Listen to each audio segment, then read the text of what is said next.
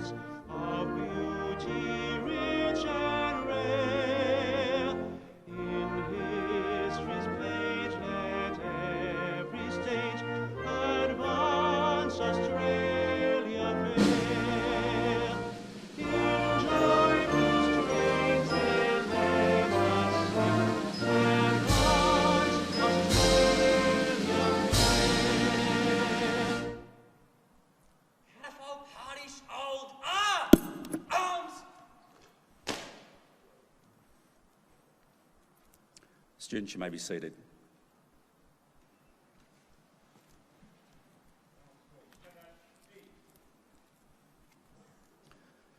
The Australian War Memorial was the vision of Charles Bean, Australia's First World War official historian. Bean landed with the Australian troops on Gallipoli and stayed with them at the front through to the end of the war. The idea of this national memorial and museum came to him at Pozières, France, in the depths of the bloody fighting of 1916. Bean's idea was that this would be a place where families and friends could mourn loved ones buried in faraway places.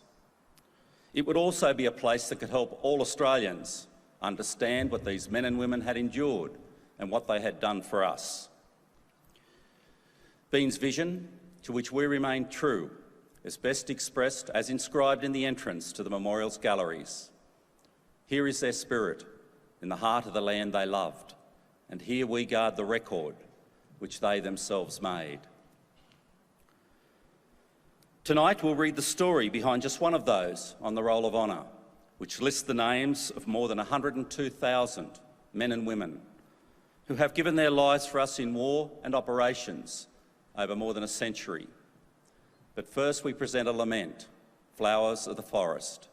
Wreaths and floral tributes will now be laid at the base of the pool of reflection.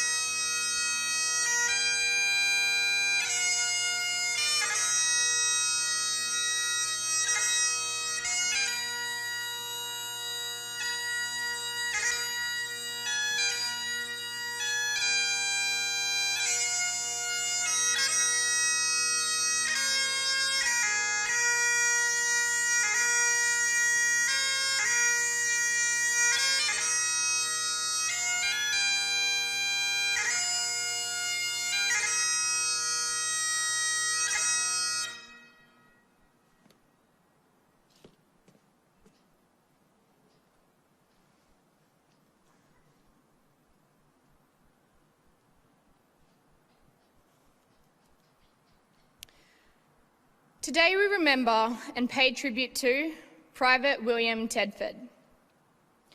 William Robert Tedford was born in 1896 and was the eldest of 8 children to Robert and Susan Tedford of Toowoomba in Queensland. He attended the state school at Glenvale, paraded with his local cadet unit, and had started as an apprentice carpenter when war was declared in 1914. In March 1916, Tedford presented himself to the recruiting staff at the Toowoomba Rifle Range and enlisted in the Australian Imperial Force. After several months of training at Enoggera, he travelled to Sydney, where he embarked for the training camps of England. He embarked with a reinforcement group for the 47th Battalion, and after several months of training on the Salisbury Plain in Wiltshire, he embarked for the Western Front in 1917. Tedford arrived in France at a time when the 47th Battalion was still recovering from heavy losses incurred at Bullecourt. He did not have to wait long before his first major action against the German army. On the 7th of June 1917, the 47th Battalion was involved in attacking and consolidating ground after the detonation of 19 large mines at Messines.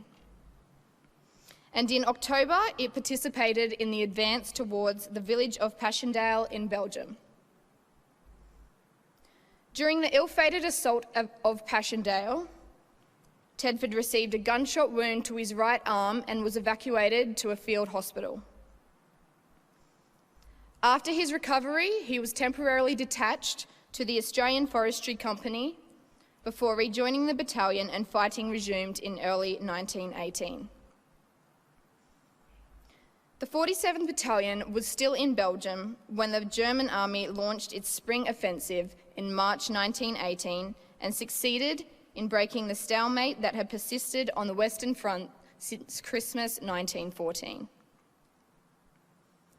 Striking along the Somme River in an attempt to split the British and French armies, German troops succeeded in overrunning the old 1916 battlefields and got to within striking distance of the rail and logistical hub of Amiens.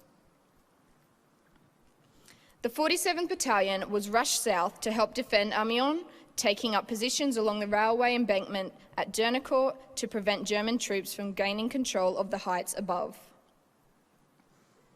On the 5th of April 1918, two understrength companies from the 47th Battalion that had formed a thin defensive screen along the Dernicourt railway embankment were hit by the heaviest assault experienced by the Australians on the Western Front. No less than 3 German divisions assaulted the railway embankment, spilling through and overrunning the isolated outposts defending it. Although the main line of Australian resistance was further up the hillside, the men of the 47th Battalion defending the railway embankment faced the prospect of withdrawal, being killed, or forced to surrender to German troops. The 47th Battalion suffered 289 casualties in the fight at Dernicourt, including William Tedford, who was listed as missing after the action. An eyewitness claimed to have seen Tedford and 2 other men being led away to the German rear as prisoners of war, but he was never confirmed as a prisoner of war. Without further news of his whereabouts, Tedford was listed as having been killed in action. He was 21 years old. Despite numerous inquiries, his family was unable to discover his final resting place. It wasn't until 60 years later, in September 1978, that Tedford's remains were discovered along the Dernicourt railway embankment, along with those of 2 other men of the 47th Battalion. They were reinterred in a communal grave at Turlington British Cemetery in Wymille. William Tedford's name is listed on the Roll of Honour on your left, along with 60 others from the First World War. This is but one of the many stories of service and sacrifice told here at the Australian War Memorial. We now remember Private William Tedford, who gave his life for us, for our freedoms, and in the hope of a better world.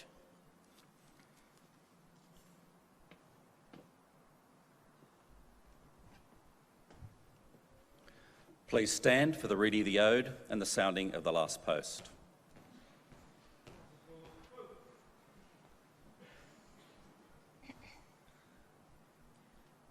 They shall grow not old, as we that are left grow old. Age shall not weary them, nor the years condemn.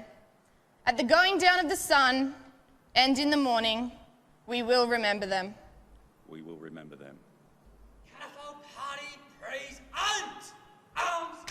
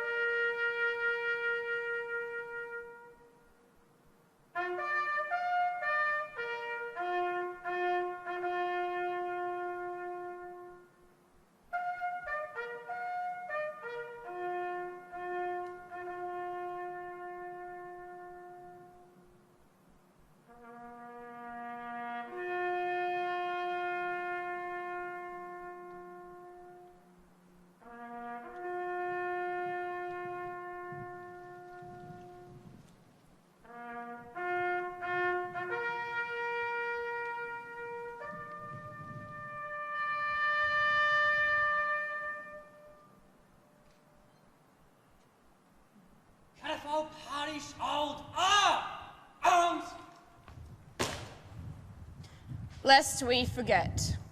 Lest we forget.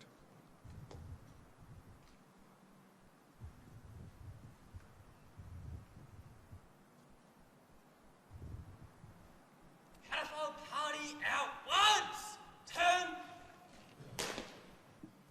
Catapult party, quick! Arch!